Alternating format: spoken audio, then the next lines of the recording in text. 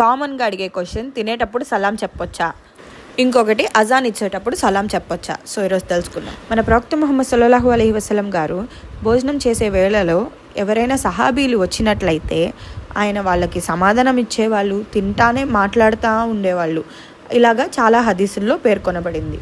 తింటా మాట్లాడేవాళ్ళు, తాగుతా మాట్లాడేవాళ్ళు. సో ఇలాంటిది ఎక్కడా లేదనమాట, తినేటప్పుడు మాట్లాడకూడదు, సలాం చెప్పకూడదు అని. మనం తినేటప్పుడు పిల్లలకి మాట్లాడకూడదు, తినేటప్పుడు మాట్లాడుతూ తింటే గొంతుకు అడ్డం పడిద్దని మనం ఇలా చెప్తాం. అంతేగాని తినేటప్పుడు మాట్లాడొద్దని ఎక్కడా లేదు. ఎందుకంటే చిన్నపిల్లలకి గొంతుకు అడ్డం పడితే వాళ్ళు మింగలేరు కాబట్టి చాలా ఇబ్బందికరంగా ఉంటుంది కాబట్టి మనం అలా చెప్తాం. అజాన్ ఇచ్చేటప్పుడు సలాం చెప్పొచ్చా? ఒకవేళ మీరు అజాన్కి జవాబిస్తున్నట్లయితే ఆ సమయంలో ఎదుటి వ్యక్తికి సైగ చేసి, ఒక నిమిషం అన్నట్టు సైగ చేసి మనం చెప్పి అజాన్కి జవాబు ఇచ్చిన తర్వాత సలాం చెప్పడం మంచిది. చాలామంది ఏం చేస్తారంటే అజాన్ ఇస్తున్నారు ఆగండి అని చెప్తారు. ఎదుటి వాళ్ళు సలాం చెప్పినా అజాన్ ఇస్తున్నారని మీరు నోటితో చెప్తున్నారు కదా, అక్కడే మీరు వాలేకుమ్ అస్సలాం అంటే అక్కడితో అయిపోయింది.